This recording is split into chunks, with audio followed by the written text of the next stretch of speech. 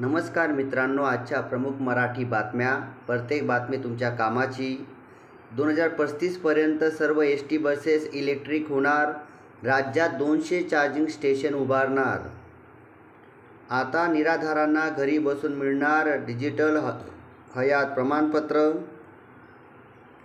September महिन्यापासून महाराष्ट्रासह 9 राज्यांमध्ये विना अडथळा टोल. विजयचा जननायक चित्रपट लवकरच प्रेक्षकांच्या भेटीला.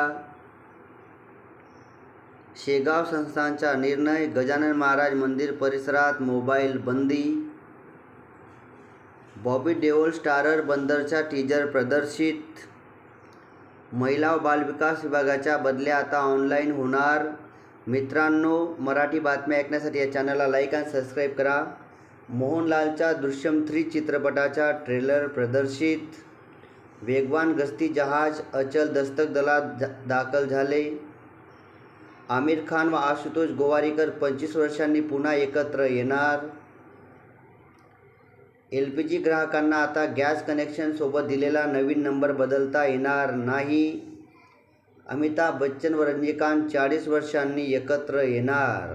पुढील महत्त्वाच्या बातम्या. ॲक्सिस बँकेत AIची सुविधा लवकरच उपलब्ध होणार. हिमंता बिस्वा बनले दुसऱ्यांदा आसामचे मुख्यमंत्री. नीट 2026 परीक्षा रद्द. 26 लाख विद्यार्थी नवीन परीक्षा देणार. KYC केलेल्या लाडक्या बहिणींच्या खात्यात लवकरच सरकार 4,500 जमा करणार.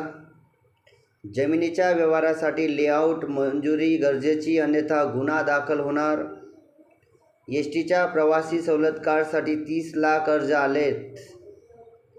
गजानन महाराज मंदिर परिसरात मोबाईल बंदी. हैदराबाद व गुजरातमध्ये आज सामना होणार. पंजाब चौथ्यांदा हरले दिल्लीचा शानदार विजय. दुसरी, तिसरी, चौथी आणि 6वीसाठी यंदा नवीन पुस्तके येणार. देवळी कृषी उत्पन्न बाजार समितीत कापसाला 10,000चा भाव. या होत्या आजच्या प्रमुख मराठी बातम्या.